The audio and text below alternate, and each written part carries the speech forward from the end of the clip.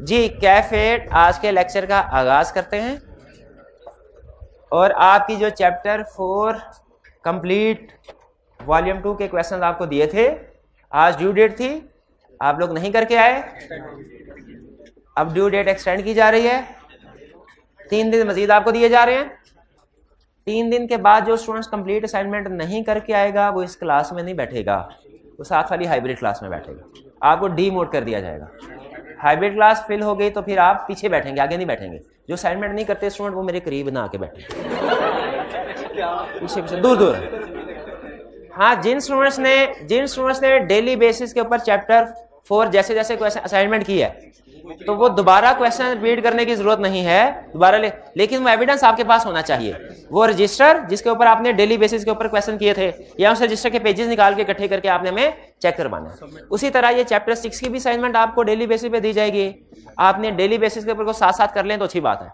अगर कुछ question daily base पे नहीं कर, क्योंकि आप कभी भूल जाते हैं, कभी रजिस्टर घर रह जाता है, ठीक है, कभी आप छुट्टी कर लेते हैं और कहते हैं सर कल तो मेरी छुट्टी थी और कल फिर छुट्टी होगी, ताकि कभी पूरे सेशन में असाइनमेंट चेक ही ना करवानी पड़े। तो जो छुट्टी, तो ऐसे स्टूडेंट्स के लिए भी चैप्टर एंड के ऊपर कंप्लीट उन्होंने चेक करवाने होंगे वॉल्यूम 2 के सारे क्वेश्चंस। तो इन शॉर्ट आपने वॉल्यूम 2 के सारे क्वेश्चन हर चैप्टर के करने ही पड़ेंगे। या तो डेली बेसिस पे साथ साथ कर लें या फिर जब चैप्टर कंप्लीट होगा तो आपको 3-4 दिन का टाइम दिया जाएगा, उस वक्त आपने चेक करवाने होंगे। ठीक है, मर्जी आपकी है, करने तो पड़ेंगे। ठीक है, अब साथ साथ कर लें तो ज्यादा अच्छा है, बर्डन नहीं बढ़ता। आज की असाइनमेंट भी नोट कर लें। इस लेक्चर के बाद आपने वॉल्यूम 1 में क्वेश्चन 5 to 8 करना है और वॉल्यूम 2 में क्वेश्चन नंबर 1, 16, 18, 20, 24, 21, 25। क्लियर? अब हम डिस्कशन कर लेते हैं असाइनमेंट की, जो कल आपको दी थी, उस असाइनमेंट की। सबसे पहले क्वेश्चन, इसमें वॉल्यूम 2 का कोई क्वेश्चन नहीं था, वॉल्यूम 1 के ही क्वेश्चन थे। What are the requirements in company that 2017 relating to following? Appointment of first auditor. First, कौन अपॉइंट करता है? Board of directors within 90 days of incorporation. और अगर बोर्ड ऑफ डायरेक्टर अपॉइंट ना करे, कमीशन अपॉइंट करेगा। Commission के लिए कोई टाइम पीरियड नहीं है, जब चाहे कर दे। Appointment of subsequent auditor by members at AGM, और अगर मेंबर्स एजीएम में अपॉइंटमेंट ना करे तो कमीशन करेगा। कैजुअल वैकेंसी, अच्छा कैजुअल वैकेंसी से क्या मतलब है? Death, disqualification. जब कैजुअल वैकेंसी राइज हो, कब, किसने फिल करनी है? कैजुअल के directors within 30 days of occurrence. शाबाश। Next, external auditors are normally appointed by the shareholders at the AGM. ठीक है, नॉर्मली एक्सटर्नल ऑडिटर को कौन अपॉइंट करता है? शेयर होल्डर एजीएम में। State the exceptions to this rule. State the exceptions to this rule. इस rule की क्या एक्सेप्शंस हैं? किस रूल की कि ऑडिटर्स को नॉर्मली शेयर होल्डर अपॉइंट करते हैं। इसका मतलब, इसकी एक्सेप्शन का मतलब क्या हुआ कि बताओ वो कौन सी सिचुएशन है जिसमें ऑडिटर को शेयर होल्डर नहीं अपॉइंट करते, कोई और अपॉइंट करता है, कोई और नहीं। पहले बताना है कौन अपॉइंट करता है, डायरेक्टर और कमीशन। फिर बताना है डायरेक्टर्स कब कब अपॉइंट करते हैं और कमीशन कब अपॉइंट करता है। पहले डायरेक्टर्स बताइए, फर्स्ट ऑडिटर। लेकिन सिर्फ ये नहीं लिख देना फर्स्ट ऑडिटर, बल्कि पूरी बात लिखनी है कि डायरेक्टर्स, ऊपर हेडिंग देखें अपॉइंटमेंट बाय डायरेक्टर्स, नीचे लिखेंगे directors shall appoint first auditor first within 90 days of incorporation. फिर क्या और कोई सेशन है जिसमें डायरेक्टर्स अपॉइंट करते हैं? Casual vacancy with in 30 days of occurrence. और कोई सेशन है? Mid term removal. लेकिन मिड टर्म रिमूवल में बताना है क्या? With prior approval of commission. Clear? 2 action, ये हो गया सर। अच्छा, कमीशन दूसरी एक्सेप्शन कमीशन है। शेयर होल्डर्स के अलावा एक तो ऑडिटर शेयर होल्डर के अलावा अपॉइंट करते हैं और दूसरा कमीशन। तो कमीशन कब अपॉइंट करता है? एक मिनट, जब if disqualified person is appointed, if auditor is unwilling to act, बस। फर्स्ट ऑडिटर भी तो कमीशन अपॉइंट करता है, करता है। फर्स्ट ऑडिटर कमीशन अपॉइंट करता है कि नहीं करता? तो लिखे ना वो भी कब करता है, लिखेंगे। हाँ, अपॉइंटमेंट बाय कमीशन लिखे। If first auditor is not appointed by directors within 90 days.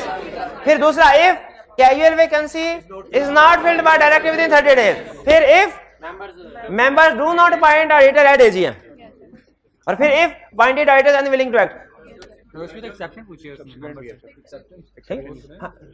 Exception नहीं पता, एक्सेप्शन किस चीज की पूछी है? जो शेयर होल्डर अपॉइंट करते हैं। हाँ नहीं, वो कह रहा है नॉर्मली ऑडिटर को शेयर होल्डर अपॉइंट करते हैं एजीएम में। इसकी एक्सेप्शन, इसका मतलब है, इसकी एक्सेप्शन का मतलब क्या होगा? इसके अलावा ऑडिटर को कौन कौन अपॉइंट करता है? कौन करता है? तो डायरेक्टर और कमीशन, तो वही बताएंगे। इसका मतलब ये हुआ, एग्जाम में क्वेश्चन वो दो तरह से टेस्ट कर सकता है अपॉइंटमेंट का, एक टाइप ऑफ ऑडिटर के हिसाब से, दूसरा अपॉइंटिंग अथॉरिटी के हिसाब से। यानी एक क्वेश्चन बताएगा, बताओ भाई first who shall appoint first auditor, एक क्वेश्चन ही, बोर्ड ऑफ डायरेक्टर्स। फिर उसे याद आया नहीं कल परसों क्लास हुई थी, फिर आगे 90 डेज कह के फिर रुक गया, क्योंकि क्लास थोड़ी हुई थी, कसर अभी रहती थी। हाँ, आई फेल टू ऑडिटर, ये है टाइप ऑफ ऑडिटर के हिसाब से, who will appoint first auditor. फिर टाइप ऑफ अथॉरिटी के हिसाब से भी पूछ सकता है, what are the circumstances under which board shall appoint directors. अब उसने अपॉइंटिंग अथॉरिटी के हिसाब से पूछ लिया, तो आपने दोनों तरीके से जवाब दे सकते हैं। चलिए शाबाश। Next question 3, under the Company Act 270 identify the situations in which the commission may appoint a person to fill the vacancy of an auditor. If board of directors fail to appoint with first auditor within 30 days, within 90 days, शाबाश, ठीक है ठीक है। if board of directors fail to fill casual vacancy within 30 days, if disqualified person is appointed, if appointed auditor is unwilling to act, if members do not appoint auditor at AGM, 5 cases हो गए। अच्छा, लेकिन यहाँ पे तो सिर्फ casual vacancy लिखना था, मेरा ये ख्याल है यहाँ पे सिर्फ कैजुअल वैकेंसी लिखना। वैकेंसी का मतलब कैजुअल वैकेंसी नहीं है, ना ना ना ना ना, हाँ, वैकेंसी का मतलब कोई भी वैकेंसी हो सकती है, रिटायरमेंट वाली भी हो सकती है, तो इसलिए हमने वैकेंसी का मुराद सिर्फ कैजुअल वैकेंसी नहीं लेना। Next question 4, can auditor of a listed company be removed during the term of his office? Yes, with special resolution of by members। अच्छा, ऐसे क्वेश्चन कंप्लीट हो गया, लेकिन नंबर 2 है, मेरी तसल्ली नहीं हो रही, तो मैं इसको मजीद खींच लूं। कैसे? नहीं, तो इसमें लिस्टेड स्पेशल बता तो दिया, तो अब इसकी जगह पे रिमूवल के बाद किसी और को भी तो अपॉइंट करना है, उसको कैसे अपॉइंट करना है? However, appointment of next auditor will be made by directors with prior approval of commission। 4A, what are the provisions of company regarding remuneration of auditors? जो अपॉइंट करेगा वो, यानी अगर appointment is made by directors, if appointment is made by commission, और in all other cases, क्योंकि तीनों ही तो authorities हैं, तो जब 2 पूरी कर ली तो बाकी ऑल अदर केसेस आएगा। मैक्सिमम कौन कौन लोग ऑडिटर को अपॉइंट कर सकते हैं? Member, directors, commission. What are the provisions of company 270 regarding auditor signature on audit report? Companies act की प्रोविजन बतानी है, आईएसए की नहीं। आईएसए कुछ और, दोनों में थोड़ा फर्क है। आईएसए कहते हैं कि सिग्नेचर ऑडिटर रिपोर्ट के ऊपर auditor can sign audit report in personal name और इन फर्म नेम और बोथ। और लिस्टेड कंपनी के केस में नेम ऑफ एंगेजमेंट पार्टनर लिखना है, अनलेस थ्रेट ऑफ सिक्योरिटी हो। लेकिन कंपनीज एक्ट क्या कहता है? Companies act threat of security को नहीं मानता। कंपनीज एक्ट ये कहता है, पाकिस्तान में ऐसे हालात नहीं है कि आप नाम लिखेंगे, अफगानिस्तान में शायद ऐसे हालात हों, ठीक है, पाकिस्तान में ऐसे हालात नहीं कि अगर ऑडिटर का नाम लिखें तो वो उसको सिक्योरिटी, इसलिए हर केस में नेम ऑफ एंगेजमेंट पार्टनर लाजमी आएगा। साइन कौन करेगा ऑडिट रिपोर्ट को? Engagement partner in firms name. Report shall be signed by engagement partner in firm name, by firm name, by engagement partner in firms name, बल्कि कोई भी partner sign कर सकता है। Report shall be signed by partner in firms name, in firms name, और उसके बाद name of engagement partner include किया जाएगा। इसमें कोई एक्सेप्शन नहीं है, लिस्टेड है कि अनलिस्टेड है, सिक्योरिटी थ्रेट है कि नहीं है। कहते पाकिस्तान में हालात ठीक है, इधर आपने नाम लिखना। 4A clear? कोई प्रॉब्लम? कमीशन ने अपॉइंट किया ऑडिटर को, मेंबर्स रिमूव नहीं कर सकते। आगे चलते हैं। नेक्स्ट आज हम अपने नेक्स्ट दो कंसेप्ट लर्निंग ऑब्जेक्टिव 2 और 3 की तरफ चलते हैं। असाइनमेंट लाजमी नोट कर लीजिएगा। 2 और 3 की तरफ चलते हैं। क्या सीखेंगे हम इसमें? Legal procedure for appointment and removal of statutory writer, यानी स्टैट्यूटरी राइटर को कैसे अपॉइंट किया जाएगा। अच्छा, समटाइम देखें, कभी कहते हैं procedure for appointment of writer बताओ, कभी कहते हैं procedure for removal of writer बताओ। दोनों का मतलब एक ही प्रोसीजर है, क्योंकि सेम प्रोसीजर से पुराना ऑडिटर जाता है और नया ऑडिटर आता है, सेम प्रोसीजर से। में चाहे रिमूवल ऑफ स्टैट्यूटरी राइटर का प्रोसीजर पूछे, चाहे अपॉइंटमेंट ऑफ स्टैट्यूटरी राइटर का प्रोसीजर पूछे, दोनों सूरतों में प्रोसीजर सेम होगा। यानी आज हम क्या सीखने जा रहे हैं कि किसी भी राइटर को अपॉइंट कैसे किया जाएगा, स्टैट्यूटरी राइटर, और फिर इसके राइट्स एंड ड्यूटीज क्या होंगे स्टैट्यूटरी राइटर के। राइट्स एंड ड्यूटीज क्या होंगे स्टैट्यूटरी ऑडिटर के। पहले प्रोसीजर स्टडी कर लेते हैं। प्रोसीजर इजी है, स्टेप बाय स्टेप चीजें हैं, आपने इनको उसी तरीके से समझते जाना है। याद रखिए, ऑडिटर का टेन्योर होता है from date of appointment till the conclusion of next AGM. अच्छा, ये जो प्रोसीजर हम पढ़ने जा रहे हैं ना, ये है वो प्रोसीजर जो मोर देन 90% केसेस में अप्लाई होता है, यानी appointment of subsequent auditor eight AGM. क्योंकि नॉर्मली जो ऑडिटर की अपॉइंटमेंट होती है वो शेयर होल्डर करते हैं, एजीएम में करते हैं। ये डायरेक्टर्स की अपॉइंटमेंट का प्रोसीजर नहीं है कि डायरेक्टर कैसे अपॉइंट करेंगे। ये कमीशन की अपॉइंटमेंट का प्रोसीजर नहीं है, वो कैसे करेंगे। ये प्रोसीजर कौन सा है कि मेंबर्स कैसे एजीएम में ऑडिटर्स की अपॉइंटमेंट करेंगे। ठीक है, तो नॉर्मल केस एज्यूम करते हैं कि एक ऑडिटर पिछली एजीएम में अपॉइंट हुआ, अब इस एजीएम में वो रिटायर होने जा रहा है, वो रिटायर होने जा रहा है। तो सबसे पहले तो डायरेक्टर्स की तरफ से रिकमेंडेशन आती है। हालांकि सब्सिक्वेंट ऑडिटर इसकी अपॉइंटमेंट किसने करनी है? मेंबर्स ने। अपॉइंटमेंट मेंबर ही करेंगे, रिकमेंडेशन या नॉमिनेशन डायरेक्टर्स की तरफ से आएगी।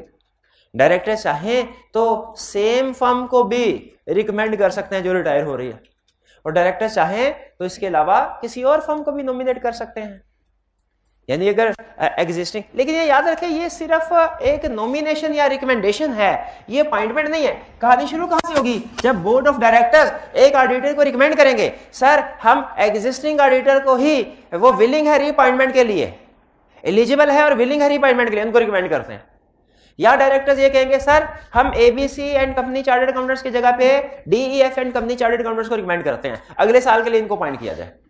लेकिन ये सिर्फ फिर बार बार कह रहे हो रिकमेंडेशन है, एक ऑप्शन है उनकी तरफ से, अपॉइंटमेंट नहीं। अपॉइंटमेंट मेंबर्स ही करेंगे, एजीएम में करेंगे।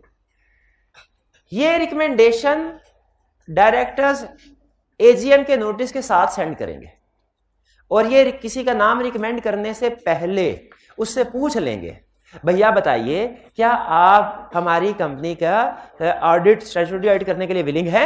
अभी एबीसी कंपनी से करवा रहे हैं, लेकिन वो टाइम बहुत ज्यादा लेते हैं, रिपोर्ट लेट देते हैं, तो बताइए अब डीईएफ आप विलिंग है? अगर विलिंग है, इनकी कंसेंट ऑब्टेन करने के बाद डायरेक्टर्स एजीएम के नोटिस में ये रिकमेंडेशन इंक्लूड करते हैं, और फिर इस नोटिस को भिजवा देते हैं। किसको? मेंबर्स को भी, रिटायरिंग ऑडिटर को भी। रिटायरिंग ऑडिटर को नोटिस ऑफ एजीएम इसलिए भी भिजवाया जाता है क्योंकि उसका राइट होता है कि वो जनरल मीटिंग को अटेंड करे। हम राइट्स में स्टडी करेंगे। प्रोबेबली एक जो बड़ा राइट होता है ऑडिटर का, वो क्या है? हर जनरल मीटिंग को अटेंड करना, चाहे एजीएम है, चाहे ईजीएम है, चाहे स्टैट्यूटरी मीटिंग है। तो इसीलिए एजीएम का नोटिस जब बनाया डायरेक्टर्स ने, वो मेंबर्स को भी भेजेंगे, वो रिटायरिंग ऑडिटर को भी भेजेंगे। उस नोटिस में लिख दिया जाएगा। आपको पता है नोटिस ऑफ एजीएम के अंदर एजेंडा होता है कि मीटिंग में क्या क्या डिस्कस होगा, और ऑर्डिनरी बिजनेस लिखा होता है, सीला में पढ़ा होगा आपने। उस ऑर्डिनरी बिजनेस में एक बिजनेस ये भी होता है, क्या? Appointment of auditor and remuneration. तो उस वाले एजेंडा के अंदर डायरेक्टर्स ने लिखा होता है ये कि we recommend XYZ company and chartered accountants for appointment as statutory auditor for next term. तो सबसे पहले अपॉइंटमेंट किसकी तरफ से आई? सॉरी, रिकमेंडेशन किसकी तरफ से आई? लेकिन ये रिकमेंडेशन से पहले उन्होंने प्रपोज्ड ऑडिटर से पूछा, और जब प्रपोज्ड ऑडिटर ने अपनी कंसेंट दे दी, तो फिर उन्होंने नोटिस में उसका नाम लिख के उस नोटिस को किसको भिजवा दिया? Retiring auditor. ये नोटिस असल में एजीएम के नोटिस में इंक्लूड किया जाता है इसको। इसका मतलब ये, वो आप दूसरे एंगल से सोचें ऑडिटर के पॉइंट ऑफ व्यू से, कि ये वो पॉइंट है जहां पे auditor acceptance and continuous procedure perform करता है। अपॉइंटमेंट होगी एजीएम में, उस अपॉइंटमेंट से पहले, कंसेंट देने से पहले एक्सेप्टेंस एंड कंडीशंस में परफॉर्म करता है। अगर उसे लगे वो 2-3 दिन में डिसाइड कर लेता है, अगर उसे लगे ओके है तो फिर वो कंसेंट देता है और फिर आगे उसका नोटिस जाता है। नोटिस चला गया। अच्छा, एक ऑप्शन तो है डायरेक्टर्स के पास कि वो रिकमेंड कर सकते हैं किसी ऑडिटर को। क्या डायरेक्टर्स के अलावा मेंबर्स भी किसी ऑडिटर को रिकमेंड कर सकते हैं, नॉमिनेट कर सकते हैं? यस, कर सकते हैं। यहां पे मेंबर से मुराद कलेक्टिवली सारे मेंबर्स नहीं है, यहां पे मेंबर से मुराद है कोई एक आधा मेंबर, कोई एक दो मेंबर अगर चाहें कि इस एजीएम में नॉमिनेट। देखें, एक बात मुझे बताइए, क्या इलेक्शन में कोई ऐसा बंदा जीत सकता है जो इलेक्शन में खड़ा ही ना हो? नहीं। तो बेसिकली ये इलेक्शन के लिए नॉमिनेशन जा रही है। एक नॉमिनेशन डायरेक्टर्स ने भेजी, अब एक नॉमिनेशन हो सकता है मेंबर्स की तरफ से भी आ जाए, एक से ज्यादा भी नॉमिनेशन आ सकती हैं। तो मेंबर्स के पास भी ये पावर है कि वो किसी पर्सन को एज स्टैट्यूटरी ऑडिटर रिकमेंड कर सके। अभी देखिए, अपॉइंटमेंट एजीएम में होगी, अभी एजीएम नहीं हो रही। तो जब मेंबर्स बैठे थे उन्होंने कहा ओहो एबीसी ऑडिटर की जगह पे डीईएफ चेंज कर रहे हैं। अच्छा, चेंज कर रहे हैं, ये अच्छा है, क्योंकि पिछला ऑडिटर टाइम पे रिपोर्ट नहीं देता था, लेकिन डीईएफ नहीं, इसकी जगह पे तो आईजेके को पॉइंट होना चाहिए। तो कोई मेंबर, डीईएफ सही नहीं है, कोई मेंबर अब अगर नॉमिनेट करना चाहे आईजेके को कर सकता है, बिल्कुल कर सकता है, लेकिन उसे भी पहले आईजेके से पूछना पड़ेगा, उसकी कंसेंट लेनी पड़ेगी। जब आईजेके कंसेंट दे दे तो वो मेंबर फिर कंपनी को नोटिफाई करे कि सर अब नेक्स्ट टर्म के लिए मेरी तरफ से ये आईजेके नॉमिनेट है, आईजेके। अच्छा, अब सुने, इसके लिए मेंबर्स को रिकमेंडेशन देने के लिए जरूरी है कि उस मेंबर के पास 10% शेयर होल्डिंग हो, इंडिविजुअली या एग्रीगेट। जो मेंबर नॉमिनेशन देना चाहता है उसके पास कितनी हो? 10%। अच्छा, पहले ये शेयर होल्डिंग रिक्वायर्ड नहीं थी, सिर्फ इतना लिखा हुआ था एनी मेंबर्स रिकमेंड कर। तो जिसके पास एक शेयर होता था ना, वो भी कोई ना कोई वाकफकार तो होता ही है, कहता था इसको नॉमिनेट करे। तो सारा प्रोसेस आगे चलता है। जब नॉमिनेशन आती है ना, उसके बाद कंपनी ने नोटिस भेजने होते हैं। वो छोटे छोटे शेयर होल्डर भी डायरेक्टर की ऑडिटर की नॉमिनेशन कर देते थे और कंपनी को वो सारा प्रोसेस फॉलो करना पड़ता था। इसीलिए लॉ ने अब रिसेंटली ऐड कर दी रिक्वायरमेंट कि कौन सा शेयर होल्डर नॉमिनेशन कर सकता है डायरेक्टर की, जिसके पास इंडिविजुअली या एग्रीगेट, एग्रीगेट का मतलब दूसरे शेयर होल्डर्स को मिला के 10% शेयर होल्डिंग है। शर्त यह है कि ये प्रपोज्ड ऑडिटर से कंसेंट ले ले रजामंदी, और एजीएम से 7 दिन पहले कंपनी को नोटिफाई कर दे कि सर हमारी तरफ से ये आईजेके ऑडिटर है, नॉमिनेट का हम कर रहे हैं। और कंपनी ने ये नोटिस रिटायरिंग ऑडिटर को भी सेंड करना है और अपनी वेबसाइट पे भी पोस्ट करना है। अच्छा, जरा एक सोचिए, मुझे एक सवाल का जवाब दीजिए, डायरेक्टर्स ने यहां पे 2 नंबरी नहीं कर दी? जो उनकी अपनी नॉमिनेशन थी वो तो उन्होंने एजीएम के नोटिस के साथ मीटिंग से 21 दिन पहले सारे मेंबर्स को सेंड की, सारे मेंबर्स को सेंड की, और रिटायरिंग ऑडिटर को भी। लेकिन जो मेंबर्स की तरफ से नॉमिनेशन है ना, वो सिर्फ रिटायरिंग ऑडिटर को सेंड कर रहे हैं, बाकी सारे मेंबर्स को नहीं। तो बाकी मेंबर्स को कैसे पता चलेगा? वेबसाइट पे, क्योंकि 7 दिन पहले या 7 दिन में सारे नोटिस दोबारा बनाना, भेजना, और फिर पता नहीं पहुंचते हैं उनको नहीं पहुंचते, ये कंफर्म नहीं है। तो रिकमेंडेशन बाय मेंबर्स भी आ गई। अच्छा, अब सुने, क्या retiring auditor eligible for reappointment है? फर्ज कीजिए अगर उसकी रिकमेंडेशन ना डायरेक्टर ने की, ना किसी और मेंबर ने की, क्या वो एलिजिबल फॉर रीअपॉइंटमेंट है? ये उसका राइट है, एलिजिबल फॉर रीअपॉइंटमेंट है। लेकिन वो इस सूरत में अपना मौकफ बयान करता है। अगर वो विलिंग फॉर रीअपॉइंटमेंट हो तो वो मीटिंग में, जब मीटिंग में आता है ना, तो रिप्रेजेंटेशन देता है। पहले तो समझिए कि रिटायरिंग ऑडिटर अपने ऑफिस में बैठा था, लेटर आया, लेटर खोला, उसे पहला हार्ट अटैक हुआ। क्यों? डायरेक्टर्स ने उसकी बजाय किसी और की रिकमेंडेशन कर दी थी। जिना हॉस्पिटल में एडमिट हो गया, 2 हफ्ते तक उसका इलाज होता रहा। 2 हफ्ते बाद फिर एक और लेटर उसको हॉस्पिटल के एड्रेस पे आया, उसने उसको बोला दूसरा हार्ट अटैक। दूसरा हार्ट अटैक क्यों? मेंबर्स की तरफ से नॉमिनेशन आए। अब इसने फैसला करना है, क्या मैं इस कंपनी का ऑडिटर अपॉइंट होना चाहता हूं नेक्स्ट टर्म के लिए कि नहीं। अगर तो नहीं होना चाहता तो ये चुपचाप कुछ भी ना करे, कुछ भी ना करे। लेकिन अगर ये समझता है कि इसे नेक्स्ट टर्म के लिए भी ऑडिटर अपॉइंट होना चाहिए, तो लॉ ने उसे एक स्पेशल राइट दिया है, रिटायरिंग ऑडिटर को एक स्पेशल राइट दिया है कि वो एजीएम से 2 दिन पहले एक रिप्रेजेंटेशन बनाए, अपनी एक स्टेटमेंट बनाए, रिप्रेजेंटेशन अपना मौकफ बयान करे उसमें, और वो रिप्रेजेंटेशन कंपनी में जमा करवा दे एजीएम से 2 दिन पहले, एजीएम से 2 दिन पहले। और ये याद रखे, ये रिप्रेजेंटेशन कौन जमा करवा रहा है और किसको जमा करवा रहा है, और इसमें क्या लिखा हुआ है कि मुझे क्यों ना निकाला जाए, मुझे क्यों ना निकाला जाए, ये रिप्रेजेंटेशन दे रहा है। ये रिप्रेजेंटेशन है, रिप्रेजेंटेशन लेटर नहीं है, रिप्रेजेंटेशन लेटर नहीं है। क्या फर्क है रिप्रेजेंटेशन और रिप्रेजेंटेशन लेटर में? क्या फर्क है रिप्रेजेंटेशन इन राइटिंग और रिप्रेजेंटेशन लेटर में? रिप्रेजेंटेशन लेटर रिक्वायर्ड है, रिप्रेजेंटेशन इन राइटिंग रिक्वायर्ड नहीं है। ये अगर ऑडिटर चाहे तो दे, चाहे तो ना दे। रिप्रेजेंटेशन लेटर मैनेजमेंट की तरफ से ऑडिटर को दिया जाता है, रिप्रेजेंटेशन इन राइटिंग ऑडिटर की तरफ से कंपनी को दी जाती है कि भाई ये एजीएम में शेयर होल्डर्स को पढ़ के सुना देना। Representation letter at the end of the audit, at end of लिया जाता है। Representation in writing before start से भी पहले, अपॉइंटमेंट से भी पहले ऑडिटर प्रोवाइड करता है।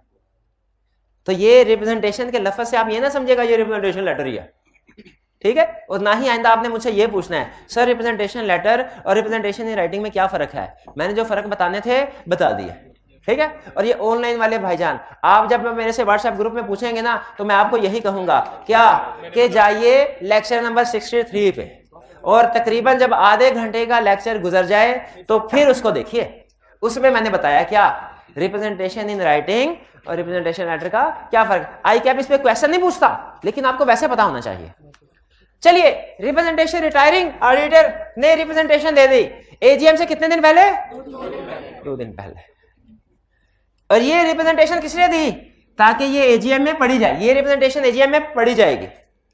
और अगर ऑडिटर ने रिप्रेजेंटेशन इन राइटिंग दी है ना तो वो खुद एजीएम में भी मौजूद होगा, ताकि मेंबर्स रिप्रेजेंटेशन के हवाले से कोई सवाल पूछना चाहें तो पूछ ले उससे। Clear? Mandatory to attend. Normally general meeting को अटेंड करना ऑडिटर का राइट होता है, ड्यूटी नहीं होती। राइट और ड्यूटी में फर्क पता है आपको? क्या फर्क है? राइट का मतलब मर्जी करें, मर्जी ना करें। क्वेश्चन पूछना आपका राइट है, चाहे पूछें चाहे ना पूछे। असाइनमेंट करना आपकी ड्यूटी है, दिल करे या ना करे करनी है। तो ड्यूटी वो जो हर हाल में करनी है, राइट वो चाहे करे चाहे ना करे। एजीएम जनरल मीटिंग को अटेंड करना ऑडिटर का राइट है, ड्यूटी नहीं। लेकिन 2 केसेस में ये ड्यूटी बन जाती है। पहला केस अगर उसने रिप्रेजेंटेशन इन राइटिंग जमा करवाई हो, दूसरा केस अगर लिस्टेड कंपनी हो। इन दोनों केसेस में ऑडिटर या उसका रिप्रेजेंटेटिव मीटिंग में मौजूद होगा, जनरल मीटिंग में। वरना मर्जी है, चाहे जनरल मीटिंग में मौजूद हो चाहे ना हो। ये 3rd स्टेप हो गया। रिटायरिंग ऑडिटर ने रिप्रेजेंटेशन भेज दी, अब क्या होगा? एजीएम, एजीएम में रिप्रेजेंटेशन सामने आएगी। अगर रिटायरिंग ऑडिटर ने रिप्रेजेंटेशन दिया और मेंबर फैसला करेंगे कि कौन सही कह रहा है कौन गलत कह रहा है, फिर वोटिंग होगी। वोटिंग, जिस ऑडिटर के पास ज्यादा वोट हो गए उसे नेक्स्ट टर्म के लिए अपॉइंट कर लिया जाएगा। और अपॉइंटमेंट के बाद विद इन 14 डेज रजिस्ट्रार को नोटिफाई कर दिया जाएगा कि सर ये अब हमारा नेक्स्ट टर्म के लिए ऑडिटर है। ये प्रोसीजर क्लियर हुआ? इस प्रोसीजर के मेन स्टेप कौन से हैं? Step number 1 no recommendation by directors, step number 2 recommendation by member, step number 3 representation in writing by retiring auditor, step number 4 at AGM, step number 5 after AGM. चाहे वही auditor दोबारा refined हो जाए, notice फिर भी दिया जाएगा, नोटिस फिर भी दिया जाएगा। एक ऑडिटर एक कंपनी का कितनी दफा ऑडिट कर सकता है? थ्योरेटिकली जितनी दफा मर्जी, प्रैक्टिकली 5 दफा, 5 साल। यानी लॉ इसके ऊपर साइलेंट है। कोड ऑफ एथिक्स ये कहते हैं, और एक कोड ऑफ कॉर्पोरेट गवर्नेंस है, वो ये कहती है कि 5 साल बहुत होते हैं। 5 साल के बाद वाकफियत बहुत ज्यादा बढ़ जाती है, फेमिलियरिटी थ्रेट राइज हो जाता है। तो 5 साल, 1 वर्ड आंसर है 5 साल। एक ऑडिटर कितनी दफा ऑडिट कर सकता है 5 दफा, ठीक है। अच्छा, प्रोसीजर फॉर अपॉइंटमेंट के स्टेप्स कौन कौन से थे? पहला स्टेप रिकमेंडेशन बाय डायरेक्टर्स, ये एजीएम से कितने दिन पहले होता है? 21 दिन पहले। दूसरा स्टेप क्या था? मेंबर्स, ये एजीएम से कितने दिन पहले? 7 दिन पहले। तीसरा स्टेप क्या है? Retiring representation by retiring writer, ये 2 दिन पहले। और फोर्थ वोटिंग फॉर अपॉइंटमेंट, ये एट एजीएम है। और फिर notice to registrar after 40। Procedure clear हो गया? प्रोसीजर। अब आई कैप पुराने जमाने में पूरा क्वेश्चन पूछ लिया करता था 10-12 नंबर के साथ, 8-10 नंबर के साथ। अब क्या करता है भला? इसमें से 2 नंबर के लिए कोई भी हिस्सा पूछ रहा है, कहेगा बताओ भाई, डायरेक्टर्स ये चाहते हैं एबीसी की जगह पे DEF को पॉइंट करें, क्या करना चाहिए उन्हें? सिर्फ ये वाला हिस्सा पूछ लिया। उसने कहा मेंबर्स को नोटिस मिला और मेंबर्स ये चाहते हैं कि नेक्स्ट टर्म के लिए किसी और को ऑडिटर अपॉइंट करें, उन्हें क्या करना चाहिए? Recommendation member. फिर आपको बनाएगा रिटायरिंग ऑडिटर, कहेगा आप रिटायरिंग ऑडिटर हैं, आपको नोटिस मिला कि आपको रिमूव किया जा रहा है, लेकिन आप चाह रहे हैं कि नेक्स्ट टर्म के लिए अपॉइंट हो, क्या करेंगे आप? कि रिप्रेजेंटेशन लेटर देंगे और फिर उसके बाद मीटिंग में भी मौजूद होंगे।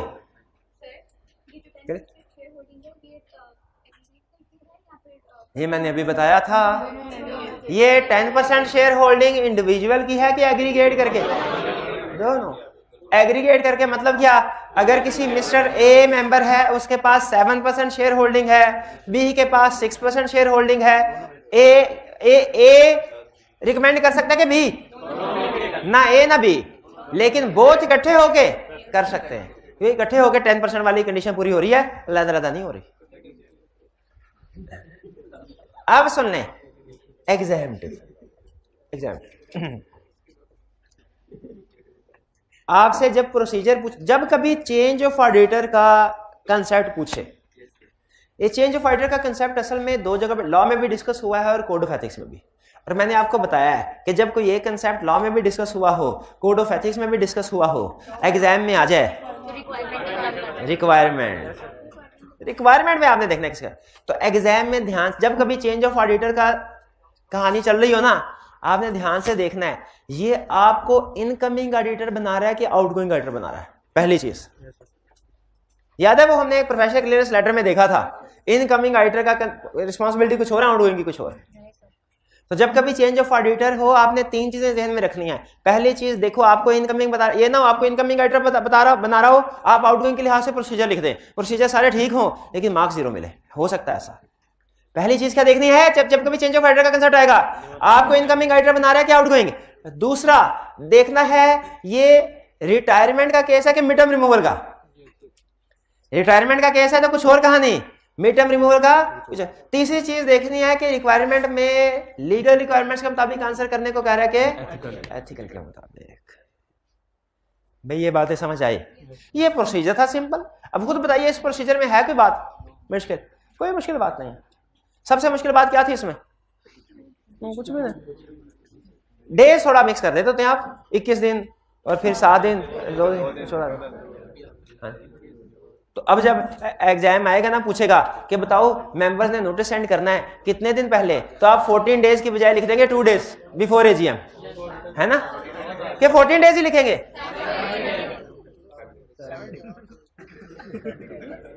7 डेज। ठीक है, चलिए ये प्रोसीजर क्लियर हो गया। अच्छा अब चलते हैं। ये तो है चेंज ऑफ ऑडिटर, जब लॉ जो है लीगल रिक्वायरमेंट्स के मुताबिक। अब हम पढ़ने जा रहे हैं change of auditor ethical requirements क्या कहते हैं। अच्छा पहले मुझे ये तसल्ली करवाएं इसको पढ़ के, इसमें इनकमिंग ऑडिटर अपॉइंट हो रहा है इसी प्रोसेस में? क्या इसी प्रोसेस में आउटगोइंग ऑडिटर भी रिमूव हो रहा है? तो देखिए, इसलिए मैंने कहा था कि अपॉइंटमेंट एंड रिमूवल दोनों के ऊपर सिमिलर कंसेप्ट आएगा। ये ना एग्जाम में रिमूवल के साथ पूछ ले और आप कहें ये तो पढ़ा ही नहीं, सेम प्रोसीजर अप्लाई होगा। अब आते हैं एथिकल रिस्पॉन्सिबिलिटी की तरफ। यानी जब चेंज ऑफ ऑडिटर का केस हो तो इनकमिंग ऑडिटर की क्या एथिकल रिस्पॉन्सिबिलिटी है, आउटगोइंग की क्या है? ये एथिकल रिस्पॉन्सिबिलिटीज हैं, लीगल नहीं है। इनकमिंग ऑडिटर की क्या जिम्मेदारी है? पहली responsibility, send professional clearance letter. Send obtain permission वो वही जो पड़ा हुआ जाहिर है, वो सारा वही है, ऑब्टेन परमिशन और फिर परमिशन गारंटेड तो क्या करना है वो पहले पढ़ चुके। यहां पे सिर्फ उसकी रिस्पॉन्सिबिलिटीज बता रहे हैं। दूसरा रीड रिप्रेजेंटेशन, अगर इस रिटायरिंग ऑडिटर ने कोई रिप्रेजेंटेशन इन राइटिंग सबमिट करवाई थी कंपनी को, तो मेंबर्स ने तो पढ़ी ही होगी, मीटिंग में बोली गई होगी, ऑडिटर ने भी रिप्रेजेंटेशन इन राइटिंग को पढ़ना है लाजमी। कोई स्टूडेंट बता सकता है ये कोड ऑफ एथिक्स ने इनकमिंग राइटर की जिम्मेदारी क्यों लगाई? अच्छा, आउटगोइंग को राइट क्यों दिया रिप्रेजेंटेशन राइटिंग का? वो समझ में आता है कि अगर उसे लगे कि उसे बिला वजह प्रेशराइज करके निकाला जा रहा है, फेयर नहीं है, तो अपना मौका बयान कर दे।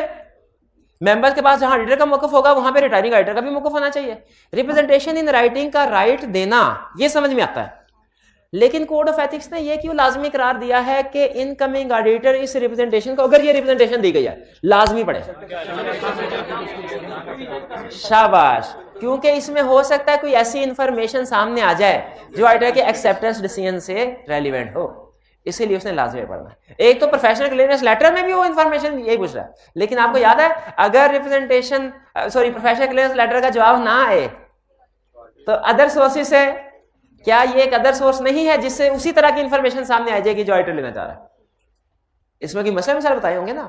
तो दूसरा तीसरी रिस्पॉन्सिबिलिटी, अगर मिड का केस हो, जैसे ही इनकमिंग ऑडिटर को कहा जाए कि सर हमने पुराने ऑडिटर को निकाल के ना आपके लिए जगह खाली कर दिया, आप कल सुबह से आके अपना बैग ले आए और आके बैठ जाए सीट के ऊपर, तो इनकमिंग ऑडिटर को तो खुश होना चाहिए। नहीं, मिड टर्म रिमूवल एक सीवियर नेगेटिव सिचुएशन है। इस सूरत में आईकैप ये कहता है, कोड ऑफ एथिक्स ये कहता है, इनकमिंग ऑडिटर अपॉइंटमेंट एक्सेप्ट करने से पहले हमें लेटर लिखे, हमसे इजाजत ले। आईकैप ने ये इजाजत इसलिए रखी हुई है कि देख लें कहीं क्लाइंट ओपिनियन शॉपिंग के लिए तो ऑडिटर को चेंज नहीं कर रहा। ओपिनियन शॉपिंग बताया था ना, अपनी मर्जी का ओपिनियन खरीदने की कोशिश करना, और जो ऑडिटर हमारी मर्जी का ओपिनियन ना बेचे उसे रिमूव कर देना, और जो बेचने के लिए तैयार हो उसे अपॉइंट करना। जी मेंबर्स कर, हाँ मेंबर्स। तो इसीलिए याद रखिए कि आईकैप ने कहा है मिड टर्म रिमूवल होगी ना, इनकमिंग ऑडिटर ने मेरे से इजाजत लेनी या फिर एक्सेप्टेंस देनी या वरना नहीं देनी। हाँ, तो ये जो इजाजत है ना, ये आईकैप नॉर्मली 15 दिन में दे देता है। ये इजाजत नॉर्मली आईकैप कितने दिन में दे देता है? 15 डेज में। ये रिस्पॉन्सिबिलिटी हुई इनकमिंग ऑडिटर की। अब रिस्पॉन्सिबिलिटी आउटगोइंग ऑडिटर की। आउटगोइंग ऑडिटर की क्या रिस्पॉन्सिबिलिटी है? इसको चेक पॉइंट पे लगा लूं, फिर इनका भी एक क्वेश्चन है, आपका भी लेता हूं। आउटगोइंग ऑडिटर की क्या रिस्पॉन्सिबिलिटी है? रिप्लाई करे प्रोफेशनल क्लियरेंस लेटर को, और क्या करे? जब उसे लगे कि मुझे पॉइंट होना चाहिए था और उसने रिप्रेजेंटेशन इन राइटिंग कंपनी को दियो ना, साथ आईकैप को भी दे दे, आईकैप को भी जमा करवाए। और अगर मिड टर्म रिमूवल का केस है तो वो आईकैप को इन्फॉर्म करे और उससे स्टेटमेंट ऑफ फैक्ट सबमिट करवाए कि सर ये देखिए मैं अच्छा भला काम कर रहा था, इन्होंने मुझसे कहा कि क्वालिफाइड के बजाय अनमोडिफाइड ओपिनियन दो, मैंने कहा अनमोडिफाइड ओपिनियन नहीं देना, उन्होंने कहा अच्छा ठीक है तुम्हें भी रिमूव कर देते। आईकैप को बताए। क्लियर हो ये बात? एथिकल राइट साइड वाले प्रोसीजर्स में और लेफ्ट साइड वाले में क्या फर्क है? नहीं, राइट साइड राइट बोर्ड वाले ये लीगल रिक्वायरमेंट्स है, एथिकल है। और अब इधर लेफ्ट वाले और राइट वाले में क्या फर्क है? यही बताया ना आपको। पहले देख लें कि लीगल रिक्वायरमेंट के मुताबिक आंसर पूछा है कि एथिकल के मुताबिक, फिर देख लें इनकमिंग के मुताबिक पूछा है कि आउटगोइंग के मुताबिक, और फिर तीसरी चीज क्या कही थी कि रिटायरमेंट है या मिड टर्म रिमूवल है। जरा देख के मुझे बताइए, एथिकल रिस्पॉन्सिबिलिटी इनकमिंग ऑडिटर की भी है, कौन सी रिस्पॉन्सिबिलिटी है जो रिटायरमेंट में है और कौन सी है जो मिड टर्म रिमूवल की है? तीसरी जो है मिड टर्म और बाकी दोनों रिटायरमेंट। इसी तरह आउटगोइंग ऑडिटर की बताइए, पहले दो रिटायरिंग में और थर्ड वन मिड टर्म में। ये क्लियर हो गया जी? अगर कोई क्वेश्चन है तो वन बाय वन पूछ ले, one by one. Mid term removal में कमीशन से भी हमने पूछना होता है? नो, हमने नहीं पूछना होता, ऑडिटर ने नहीं पूछना होता, बोर्ड ऑफ डायरेक्टर्स ने पूछना होता है। डायरेक्टर, इसका मतलब है दोनों तरफ से ICAP और SCCP, प्रोफेशनल बॉडी और रेगुलेटरी बॉडी, दोनों की तरफ से ये इंश्योर किया जा रहा है कि अगर मिड टर्म रिमूवल होना तो हम दोनों की इन्वॉल्वमेंट हो, ये इंश्योर करने के लिए कि कहीं इस पावर को मिस यूज तो नहीं किया जा रहा कि ऑडिटर बात नहीं मान रहा था तो उसे उठा के बाहर फेंका, जो ऑडिटर बात मान रहा है उसको ले। ठीक है, इन्वॉल्वमेंट मिड टर्म रिमूवल के केस में ICAP की भी है, SCCP की है। अब देखिए ICAP तो चार्टर्ड अकाउंटेंट्स को ही डील कर सकता है ना, मैनेजमेंट को तो नहीं डील कर सकता। और इस तरह SCCP मैनेजमेंट कंपनी का बेसिकली कंपनी का रेगुलेटर है, तो वो मैनेजमेंट को, वो डायरेक्टर्स को रेगुलेट करता है ज्यादा। क्लियर जी? और आपका कोई क्वेश्चन था? ओके जी, आपका कोई क्वेश्चन हो गया? चलिए, ये सारी सिचुएशन ओके। प्रोसीजर भी क्लियर? प्रोसीजर में मैंने आपको बता दिया, पार्ट ऑफ द प्रोसीजर पूछ सकता है आपसे, सिर्फ डायरेक्टर की बात पूछ ली या सिर्फ मेंबर की बात पूछ ली। इसी तरह एथिकल रिस्पांसिबिलिटी में भी पार्ट ऑफ प्रोसीजर पूछ सकता है, सिर्फ इनकमिंग का पूछ लिया या सिर्फ आउटगोइंग का पूछ लिया, या सिर्फ मिड टर्म रिमूवल का पूछ लिया या सिर्फ रिटायरमेंट का पूछ लिया। वो डिपेंड करता है, उसकी मर्जी है। क्वेश्चन ऐसे हैं, जब क्वेश्चन की प्रैक्टिस करेंगे ना, उसमें आपको ऐसे क्वेश्चन नजर आएंगे, कभी लीगल है, कभी एथिकल है, कभी इनकमिंग है, कभी आउटगोइंग है, कभी रिटायरमेंट का केस है, कभी मिड टर्म का। तो क्वेश्चन असाइनमेंट करते हुए आपको ये मजीद बात जो समझा रहा हूं क्लियर होगी। नेक्स्ट छोटा सा कंसेप्ट, राइट्स एंड ड्यूटीज। ये सिंपल कंसेप्ट है। ऑडिटर के क्या राइट्स है, क्या ड्यूटीज है। अच्छा, अब ये देखें, ये लॉ ने बताए हुए हैं राइट्स एंड ड्यूटीज। एक है जो ISAs ने बताए हुए हैं, वो नहीं है। अब चैप्टर 2 में, शाबाश, चैप्टर 2 में पता मैनेजमेंट की रिस्पॉन्सिबिलिटी बताइए, ऑडिटर की रिस्पॉन्सिबिलिटी बताइए, वो चैप्टर 2 का कंसेप्ट है। यहां पे रिस्पॉन्सिबिलिटी नहीं, ड्यूटीज है। ठीक है, ऑडिटिंग स्टैंडर्ड रिस्पॉन्सिबिलिटी का वर्ड पसंद करते हैं, कंपनीज एक्ट ड्यूटी का वर्ड पसंद करता है। बता दोनों ही एक कंसेप्ट रहे हैं कि ऑडिटर की जिम्मेदारी में क्या चीजें शामिल है, ऑडिटर की जिम्मेदारी में क्या चीजें शामिल है, लेकिन ये हम लॉ के हिसाब से पूछ रहे हैं। तो अच्छा, सबसे बड़ी ड्यूटी बताइए क्या है बड़ा ऑडिटर की? To obtain reasonable assurance whether financial statement give true and fair view. ये सबसे बड़ी ड्यूटी है, यही चैप्टर 2 में ये लिखी हुई है। लेकिन आपको पता है लोकल लॉज ऑडिटर की कुछ और ड्यूटीज भी लगाते हैं, लोकल लॉज ऑडिटर की कुछ और ड्यूटी भी लगाते हैं। क्या ये कंसेप्ट हमने पहले पढ़ा हुआ है? लोकल लॉज ऑडिटर की और ड्यूटी भी लगाते हैं। क्या लगाते हैं duties? Proper books of accounts, proper ज़कात, इन्वेस्टमेंट एक्सपेंडिचर, फाइनेंशियल से में drawn up in conformity with. याद है ये 4 रेगुलेटरी रिक्वायरमेंट्स भी रिपोर्ट में थी, लेकिन ये जिम्मेदारी, इन 4 की जिम्मेदारी किसने लगाई? SCCP ने। ठीक है, इसका मतलब है कंपनी लॉ के मुताबिक जो ड्यूटीज हैं वो ऑडिटर की ज्यादा हैं, 5 है, और ISAs के मुताबिक बड़ी ड्यूटी एक है, फाइनेंशियल स्टेटमेंट्स के ऊपर ओपिनियन देना। भाई ये फर्क समझ आया? बड़ी छोटी ना के चले, कम ज्यादा कर लेते हैं, कम ज्यादा। ISAs के मुताबिक ऑडिटर की रिस्पॉन्सिबिलिटीज कम है, सिर्फ एक, ओपिनियन देना फाइनेंशियल स्टेटमेंट्स के ऊपर के true and fair view.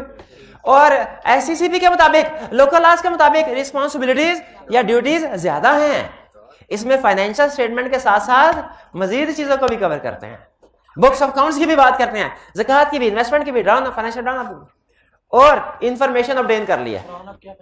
Financial statements drawn up का मतलब क्या है? इसका मतलब है चैप्टर 4 ही नहीं पढ़ा, इसका मतलब है कभी ऑडिट रिपोर्ट पढ़ी नहीं है।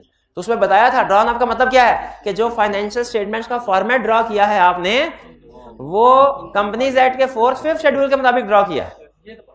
वो ISAs के तो यही तो कह रहा है वो फाइनेंशियल स्टेटमेंट ड्रॉन अप। ये पूरी लाइन थोड़ी लिखी है, खुदा का पहले भी कई दफा कह चुका हूं, बोर्ड के ऊपर सिर्फ आपको की वर्ड्स लिखे जाते हैं, की वर्ड्स लिखता ताकि कंसेप्ट ज़हन में बैठ जाए। बाकी जो आपने रटा लगाना है वो बुक में लिखा हुआ है। और आप एक छोटी रीजन फेल होने की ये भी होती है बहुत से स्टूडेंट्स के लिए, रीजन छोटी है लेकिन बहुत से स्टूडेंट गलती क्या, वो जो याद किया होता है एज इट इज छाप देते हैं, जो यहाँ पे कीवर्ड्स लिखे होते हैं। वो कहते हैं सर कीवर्ड्स याद करना आसान होते हैं, वो याद ना करें, लेकिन पढ़ के देख तो लें कि सेंटेंस फॉर्म में हमने एक्सप्लेन करना है। याद चाहे कीवर्ड्स ही करें, लेकिन बुक में से पढ़ के देख तो लें कि एग्जाम में पता हो कि इसकी एक्सप्लेनेशन क्या है। अब आपका क्या हाल, मैं जब लेक्चर तैयार करता हूं तो किताब देखता हूं क्या? नहीं, मैं सिर्फ ये कीवर्ड्स देख रहा हूं, मुझे पता चलता कहीं पे आके पता, जैसे मैं एग्जाम टिप भूल गया कि एग्जाम टिप कौन सी थी, वहां पे आके मैंने किताब खोल के देख ली कि एग्जाम टिप कौन सी थी। बाकी कीवर्ड्स होते हैं, पता चल जाता है।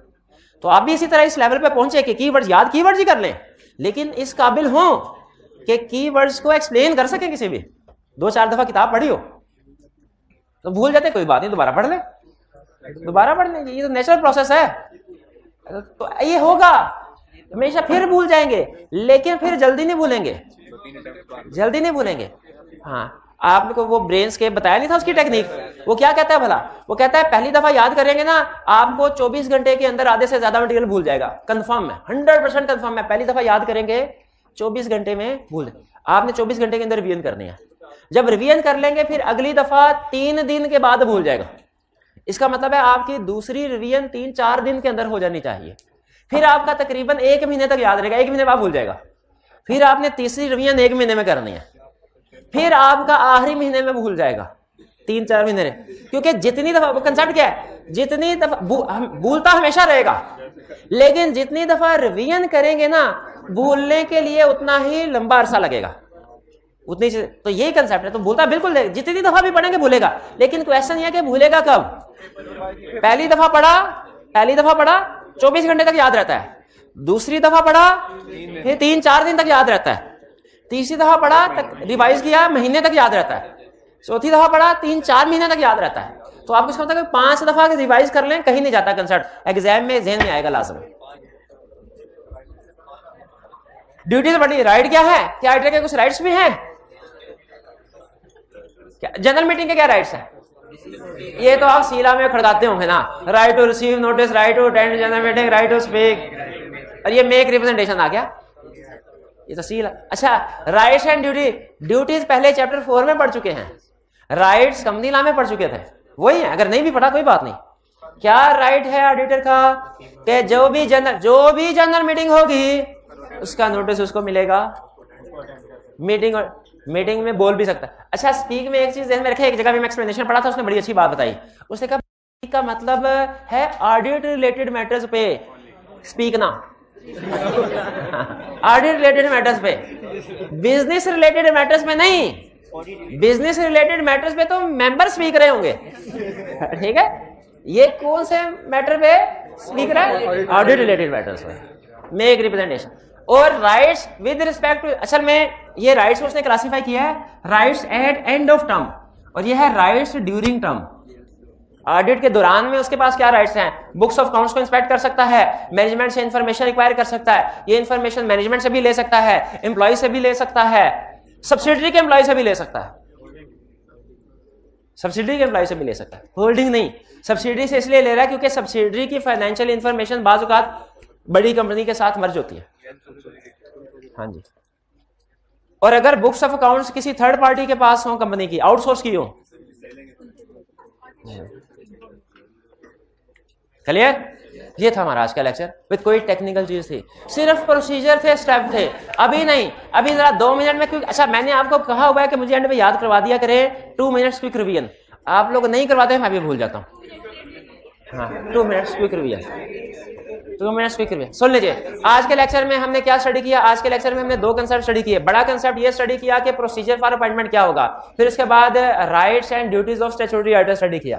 प्रोसीजर फॉर अपॉइंटमेंट में हमने क्या सीखा कि 5 स्टेप्स हैं ऑडिटर की अपॉइंटमेंट के हवाले से। अपॉइंटमेंट और रिमूवल का सेम प्रोसीजर है, 5 स्टेप है। पहला रिकमेंडेशन बाय डायरेक्टर, दूसरा रिकमेंडेशन बाय मेंबर, तीसरा representation in writing by retiring auditor, fourth AGM, fifth after AGM. Recommendation by directors क्या है कि डायरेक्टर्स एक ऑडिटर को रिकमेंड करेंगे नेक्स्ट टर्म के लिए, लेकिन रिकमेंडेशन से पहले कंसेंट ऑब्टेन कर लेंगे और इस रिकमेंडेशन को वो एजीएम के नोटिस का हिस्सा बना के 21 दिन पहले मेंबर्स को सेंड कर देंगे। दूसरा है, और रिटायरिंग ऑडिटर को भी सेंड कर देंगे। दूसरा है रिकमेंडेशन बाय मेंबर, इसमें जरूरी है मेंबर्स जो रिकमेंड करना चाह रहे हैं वो 10% वोटिंग पावर हो उनके पास, उन्होंने कंसेंट ले ली हो जिस ऑडिटर को अपॉइंट करना चाह रहे हैं, और एजीएम से 7 दिन पहले नोटिफाई कर दे कंपनी को। तो इस सूरत में कंपनी क्या करेगी, इनकी जो नॉमिनेशन है इसको सेंड कर देगी रिटायरिंग ऑडिटर को और वेबसाइट पे अपलोड कर देगी। 4 स्टेप्स इसके होंगे। नेक्स्ट, रिप्रेजेंटेशन इन राइटिंग, कि जो रिटायरिंग ऑडिटर है उसके पास स्पेशल राइट है, वो अगर वो चाहे राइट है ना, अगर चाहे वो समझता है कि नेक्स्ट टर्म के लिए उसे ही पॉइंट होना चाहिए, रिमूवल नहीं होनी चाहिए, वो रिटन फॉर्म में अपना पॉइंट ऑफ व्यू प्रेजेंट कर सकता है। इस रिटन लेटर को कहते हैं रिप्रेजेंटेशन इन, ये रिप्रेजेंटेशन लेटर नहीं है, ठीक है, ये कम्युनिकेशन क्या है, रिप्रेजेंटेशन इन राइटिंग। और ये रिप्रेजेंटेशन इन राइटिंग एजीएम से 2 दिन पहले तक कंपनी को जमा करवाना जरूरी है। और फिर कंपनी की जिम्मेदारी बन जाती है कि इंश्योर किया जाए कि जब ऑडिटर की अपॉइंटमेंट होगी ना इलेक्शन, उससे पहले पहले ये रिप्रेजेंटेशन इन राइटिंग एजीएम में सबको पढ़ के सुनाई जाए। और अगर लिस्टेड कंपनी है या ये रिप्रेजेंटेशन सबमिट करवाई है रिटायरिंग ऑडिटर ने, तो इस सूरत में रिटायरिंग ऑडिटर की ड्यूटी हो जाती है कि वो मीटिंग को अटेंड करेगा। फिर इसके बाद एजीएम है, एजीएम में वोटिंग के जरिए से एक ऑडिटर को अपॉइंट कर लिया जाएगा और अपॉइंटमेंट के बाद विद इन 14 डेज रजिस्ट्रार को नोटिफाई कर दिया जाएगा। ठीक है, फिर इसके बाद ये प्रोसीजर है लॉ का। एक प्रोसीजर कोड ऑफ एथिक्स में भी दिया कि जब कभी चेंज ऑफ ऑडिटर होगा तो आउटगोइंग ऑडिटर की क्या रिस्पॉन्सिबिलिटी है, इनकमिंग ऑडिटर की क्या रिस्पॉन्सिबिलिटी है। तो जब कभी चेंज ऑफ ऑडिटर होगा, आउटगोइंग ऑडिटर की रिस्पॉन्सिबिलिटी है कि उसने क्या करना है। अच्छा, पहले इनकमिंग ऑडिटर की रिस्पॉन्सिबिलिटी है कि वो पहले प्रोफेशनल क्लियरेंस लेटर सेंड करेगा, फिर रिप्रेजेंटेशन राइटिंग करके की गई है तो वो पढ़ेगा। और अगर मिड टर्म रिमूवल का केस है तो आई कैप से इजाजत लेगा जो 15 दिन में दे दी जाती है। और अगर आउटगोइंग ऑडिटर है तो वो प्रोफेशनल क्लियरेंस लेटर का रिप्लाई करेगा। अगर रिप्रेजेंटेशन राइटिंग उसने कंपनी को जमा करवाई है तो आई कैप को भी जमा करवाएगा। और अगर मिड टर्म रिमूवल का केस है, आई कैप को स्टेटमेंट ऑफ फैक्ट्स जमा करवाएगा ताकि आई कैप को 15 दिन में इजाजत देने से पहले ये स्टेटमेंट ऑफ फैक्ट पढ़ ले। और आपको जो एग्जाम टिप बताई गई है वो ये कि आपने 3 जब कभी चेंज ऑफ ऑडिटर का केस ना, चेंज ऑफ ऑडिटर का केस एक को हटा के दूसरे को लाया जा रहा है, आपने आंसर देने से पहले 3 सवाल अपने आप से पूछने हैं। क्या ये लीगल रिक्वायरमेंट का केस है, क्या एथिकल का, क्या ये इनकमिंग ऑडिटर का, क्या आउटगोइंग का, क्या ये रिटायरमेंट का केस है कि मिड टर्म का। अगर आपने तीनों में से कोई एक डिसीजन भी गलत कर दिया ना तो फिर जो कुछ भी लिखेंगे चाहे ठीक क्यों ना हो 0 नंबर मिलेंगे आपको। क्लियर। फिर नेक्स्ट एक छोटा सा कंसेप्ट हमने स्टडी किया, rights and duties of statutory auditor. Duties में हमने ये पढ़ा कि बड़ी ड्यूटी फाइनेंशियल स्टेटमेंट्स के ऊपर ओपिनियन देना। फिर इसके अलावा मजीद कम से कम 4 ड्यूटीज और हमने लिखनी है, बुक्स ऑफ अकाउंट्स वाली, ज़कात वाली, इन्वेस्टमेंट एक्सपेंडिचर, फाइनेंशियल स्टेटमेंट ड्राना। इन्फॉर्मेशन ऑब्टेन की ऑलरेडी वो हो जाती है, रिपोर्ट में एक दूसरी जगह लिखी होती है, लेकिन वो भी याद कर लीजिएगा। राइट्स में 2 तरह के राइट्स हैं, एक ड्यूरिंग ऑडिट, एक and of the audit. And of the audit क्या है कि ऑडिटर का राइट है कि एजीएम एंड है ना उसका, एजीएम का नोटिस मिले उसको अटेंड कर सके to speak on audit related matter और मेक रिप्रेजेंटेशन राइटिंग। और राइट्स ड्यूरिंग ऑडिट क्या है कि बुक्स ऑफ अकाउंट्स की एक्सेस हासिल कर सकता है, इंफॉर्मेशन कंपनी से भी, सब्सिडी के एम्प्लॉय से भी। और अगर कंपनी ने अपना अकाउंटिंग फंक्शन बाज को आउटसोर्स किया होता है तो जिसके पास भी बुक्स पड़ी हुई है कंपनी की, उससे भी कंपनी के बारे में इंफॉर्मेशन रिक्वायर कर सकता है। क्लियर। अच्छा, नहीं कल हमारी क्लास होगी, कल क्लास होगी हमारी, कल क्लास होगी। और कल हम इस चैप्टर का मोस्ट इंपॉर्टेंट, बल्कि पूरे ऑडिट में सुन लें, पूरे ऑडिट में सबसे टेक्निकल एक जब लेक्चर खुलेगा ना कल का, फिर आपको समझ आएगी ये बात मैंने क्यों कही है। एक लफ्ज के अंदर कंसेप्ट छुपे हुए हैं। ये वो कंसेप्ट है जो आप खुद से मेरी असेसमेंट के मुताबिक, देखिए मैंने और ना पहले किसी लेक्चर के बारे में ऐसे कहा ना बाद में कहूंगा लेक्चर के, लेकिन बताना जरूरी इसलिए है ताकि आप अगर डिसीजन आपका आना कि नहीं आना, लेकिन आपको पता चल जाए। ये वो लेक्चर है जो आप खुद से पढ़ेंगे ना, इसकी ऊंच नीच आपको नहीं पता चलेगी। आपको लगेगा सीधी सी बात लिखी हुई है शेयर्स की, लेकिन फिर बात जब उसमें से निकलेगी ना तो आपको समझ आएगी कि अच्छा इसका ये मतलब भी हो सकता था ये भी। तो कल का लेक्चर आपके पूरे ऑडिट में सबसे ज्यादा दाव पेच वाला लेक्चर है। हाँ जी, तो कल जो स्टूडेंट भी आए कम से कम लस्सी पी के ना आए। हाँ, और आने से पहले बेहतर है एक चाय का कप पिए, कॉफी पिए तो बेहतर है अपने खर्चे से। असाइनमेंट जरूर नोट कर लें, असाइनमेंट आके करके। आज का लेक्चर यहाँ पे खत्म करते हैं हम। अल्लाह हाफिज।